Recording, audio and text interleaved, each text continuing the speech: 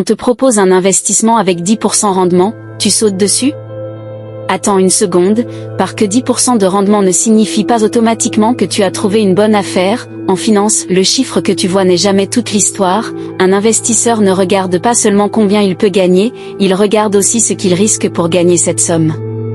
Imagine deux investissements. Le premier promet un rendement potentiel de 10%.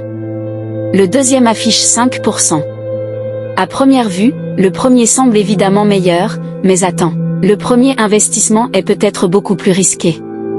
Son prix peut fortement fluctuer, le second peut avoir un potentiel plus modeste, mais présenter un niveau de risque différent. Alors, lequel est réellement le meilleur?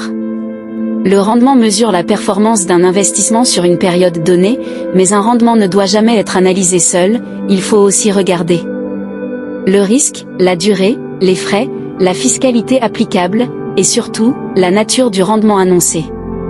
Un rendement passé ne garantit pas les performances futures. Démonstration, imagine que tu investisses 100 000 francs CFA, un placement réalisé une performance de 10%, tu pourrais penser, j'ai gagné 10 000 francs CFA, mais si des frais importants s'appliquent, le résultat réel peut être différent, et si l'investissement perd ensuite une partie de sa valeur, ton gain initial peut disparaître, c'est pour cela qu'il faut regarder le rendement dans son contexte.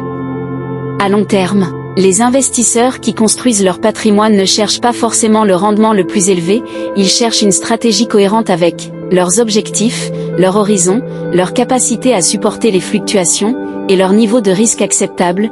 Plus de rendement potentiel signifie souvent plus de risque, pas toujours, mais suffisamment. Souvent pour ne jamais l'oublier, le meilleur rendement n'est pas toujours celui qui affiche le plus gros pourcentage, c'est celui que tu comprends et que tu peux supporter financièrement. Conclusion, alors la prochaine fois que quelqu'un te promet 10%, 15% ou 20% de rendement, ne demande pas uniquement « Combien vais-je gagner ?». Demande aussi « Quel est le risque ?